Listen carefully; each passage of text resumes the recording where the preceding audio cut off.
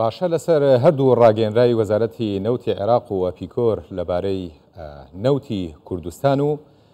هەناردەکردنەوەی نەوت من میوانێکم لەگەڵاویش نەهرۆ ڕوانزی جێگری سەرۆکی لیژنەی نەوت و گاز لە پەرلەمانی عێراق. کاک نەهرۆ، ئەم کاتت باش تا ڕادەیەک بەرەو پێشچوونێک هەیە بە سەرنجدان لە بەیاننامەکەی وەزارەتی نەوت و هەروەها بەیاننامەکەی ئەپیکۆر بۆ دەستپێکردنەوەی هەناردەی نەوتی هەرێمی کوردستان. ئایا دەلاقەیەک هەیە بۆ ئەم بابەتە؟ بەڵێ، سڵاو لە بێنەران و لە ئێوەی خۆشەویست. ئێمە دەبێنێت دوێنێ ئەو بڵاو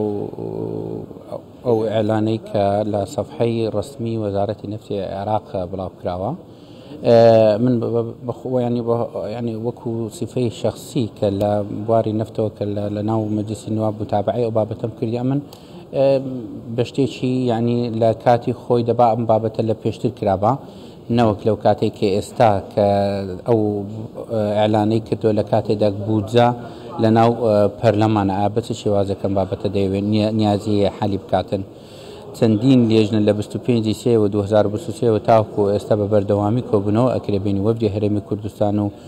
حکوومەتی بەغدادیان لێژنە تشکیل کراوە لەوە ئەو بابەتە بۆ ئەوەی بتوانن بە هەموو شێوازەکە ئێمە بە حکوومەتی هەرێمی کوردستان هەموو ئامادە باشێکماندا حکوومەتی ئیتیحادی کە ئێمە ئامادەینە بە هەر شێوازەکە ئێوە بتانەوێتن، بەڵام تەنانەت مافی ئەم کۆمپانیانە ضامن بکرێتن، فەرموولەگەریان دابنیشن، فەرموکۆبوونەوەیان لەگەڵ بکەن، بەڵام ئەوان نەهاتنەڕا. دوێنێ کە ئەم بابەتە بڵاو بکراوە، ئەکید ئەویش لەسەر ئەو کارێک کە سەرۆکی حکوومەتی هەرێمی کوردستان کردیتی کە ئەو زەختەی کردووە وەکو باستان کرد لە ویلایەتی لە کۆشکی سپی و لە هەما کاتە لەگە حکوومەتی ئیتیحادی بۆ ئەوی ئەم شتێ، بەڵام من ئەمەێرێم ئەم بابەتەکە تاخیرە لە کاتی خۆنی ئەبا پێشتر ئەم بابەتە کرابە. نازانین ینی مەبەستیان چییە کە لەو کاتە بڵاوە کرێتەوە، هەرچەندە ئەوەی قەناعەتی منیش ینی کە باسێکم بابەتە جگە لەوەی کە بابەتێکی دوو هۆی هەیە، هۆیەکی کە ڕاگررتنی ئەم نەوتە هەناردەنەکردنی نەوتی هەرێمی کوردستان دوو بابەتەکری، بابەتێکی ئابووری دەگریتەوە کە زەرەر ئەگەر بێت و دەست پێ بکاتەوە ئەمە زەرەر بە حکوومەتی عێراقی ئەگەینی، لەبەرەوەی حکوومەتی عێراقی ئێستا ئەو سەقفەی کە هەیتی 3 ملیۆن و 500 هزار بەرمیل ڕۆژانە ئەبێ هەناردە بکاتن بە پێ حساباتی ئۆپک، بە پێ ئەوەی لەبەرەوەی بەشێکی نێمە لە منەظەمەی ئۆپک ئەبێ نابێت لەم بابەتە زیاد بکردن، ئەگە بێت و دەست پێ بکرێتەوە لە هەرێمی کوردستان ئەبێ لە بەسڕا کەمی بکاتەوە ئەو ئیراداتەیە ئەو 400 لە بەپێی بودجەی 2023 بەپێ ئەو ئیتیفاقی هەیە، بەپێ بەندەکانی مادە 12 ئەبێ حیسابەکی تایبەتی لە هەرێمی کوردستان بکرێتەوە، ئەم پارە کە لە ئەو نەفتی لە هەرێمی کوردستان ئەڕوا بێتە نام ئەم حساب بانقیە، پاشان مقاسە بکرێتن لەگەر استحقاقاتی هەرێمی کوردستان لە حکوومەتی عێراقی بەپێ بودجەکان. بۆیە ئەمە لە ڕووی اقتصادیەوە ئەمە ینی بە شتێکی ینی نابینم دوورە، لە هەما کاتە ئەو کۆمپانیانەی کاوا تعویزی ئەو نەوتیان کردێ لە بەسرا، ئەمانش تووشی محاسباتی ئەو غەرامات دەبن حکوومەتی حادی بەرامبەر ئەم بابەتەوە. لە هەما کاتیشدا لە ڕووی سیاسیەوە نەوێتن لە قوارەی ئەوەی ئەمن ینی خینەوەم هەبیتن لەوانێت چەند وڵاتێکی دراوسێ کە نانەوێ وەکو هەرێمی کوردستان قوارەکەی یان ڕۆژ بە ڕۆژ بەڕۆ چەسپاندن بڕواتن، لەبەرەوەی ئیش لەسەر ئەوەی دەکەن کە ئەم بابەتە تعتیل بکرێتن، بە هیچ شێوەیەک ئەم بابەتە دەست پێ نەکرێتەوە، هەناردەکردن لە هەرێمی کوردستان دەست پێ نەکرێتەوە. زۆر باشە لەوەکردەوە مۆزوعی هەناردەکردنەکە لە ڕێگەی بۆری عێراق و تورکیا بێ، نامە بەسییان ئەوەیە کە هەرێمی کوردستان و تورکیا لەبەرەوەی بۆری عێراق لە نینەوە بۆ تورکیا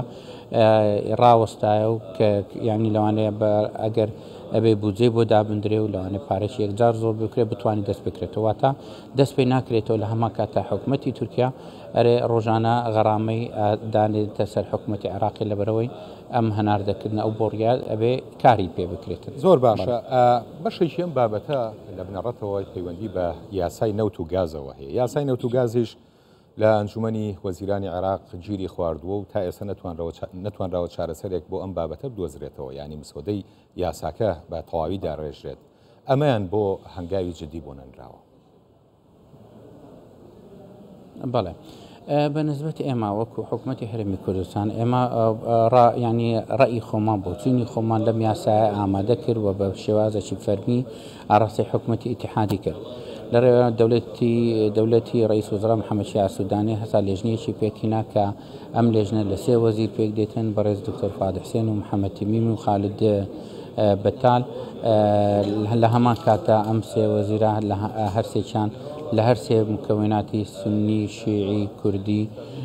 بيك ديتن بو بوتسوني أمانة لم ياساتيا تاوكو استا ئێمە وەکو کورد پێشکەشمان کردی بەڵام کێشە هەیە لەناو پارێزگاکانی شیعان لەبەرەوەی ئەمانە زیاتر کار لە ینی نەفوت لەوێن دەرا ئیشەکرێ محافظەی بەسرە لەوانەیە کێشەی هەبی لەگە محافظی میسان و هەما کاتدا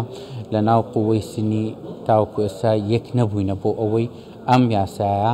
وەکو مسودێک بسە ناو مەجلس لە کۆبوونەوەی ئەنجومەنی وەزیرانی عێراق پێشکەش بکرێت بۆی پس دەنجی پێ بدرێت بێتە ناو هۆڵی پەرلەمان لەبەرەوەی ینی باسی ینی ئەم بابەتێکی گرە مۆزوع یاسای نەوتی غاز یان ئەوەتەیە هەموو جارێ باسەکەن هەموو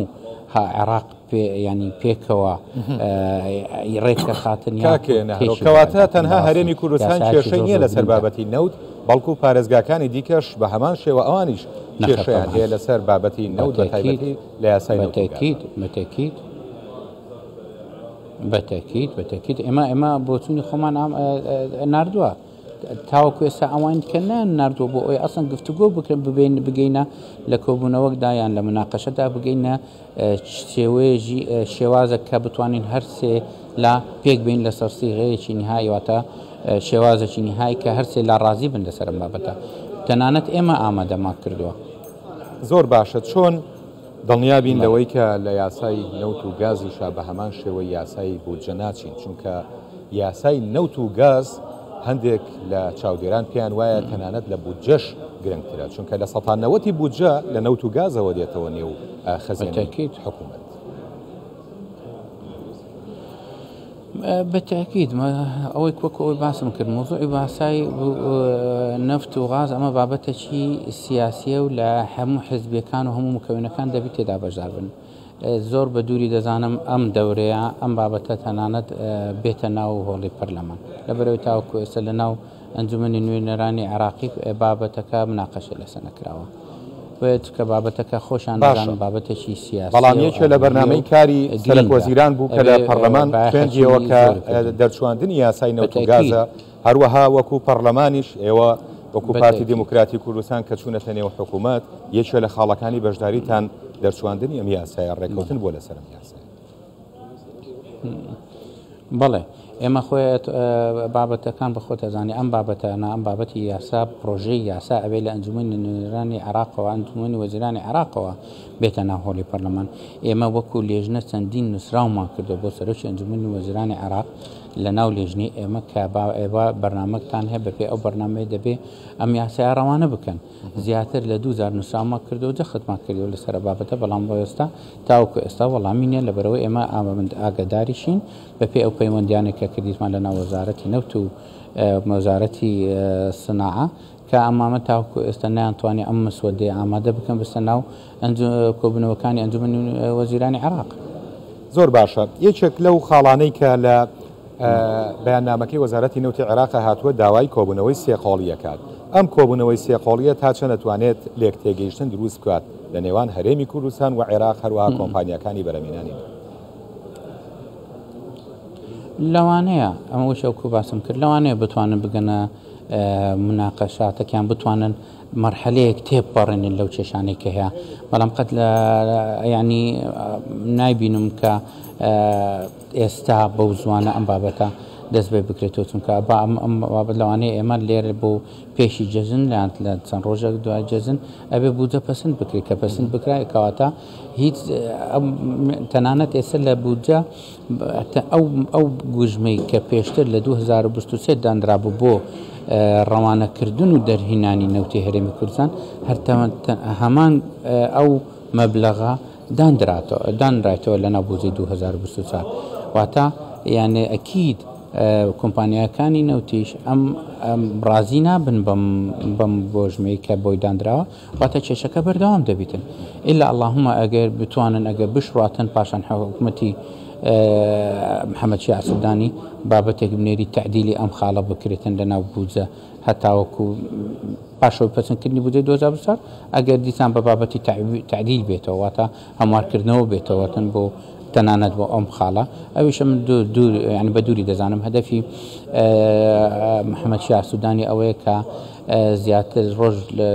ڕۆژێک زووتر بودجەی 2024% بکرێتن بۆ ئەوە بتوانین زیاتر خزمەت گوزاری پێشکەشی بە هاوڵاتیان بکاتن لە بەغدا و لە پارێزگاکان لەبەر ئەوەی بابەتی لەوانەیە انتخاباتمان لە پێشە تا پێی بکرێت بتوانانی خزمەت گوزاریت پێشکەش بکاتن بە هەوڵاتیان بۆ بتوانانی بەرژەوەندی ڕازیبوونی خەڵک بۆی مهمە لەم مەرحەلەیە. نەهرۆ ڕوانزی جێگری سەرۆکی لیژنەی نەوت و گاز لە پەرلەمانی عێراق سپاس بۆ جەناب.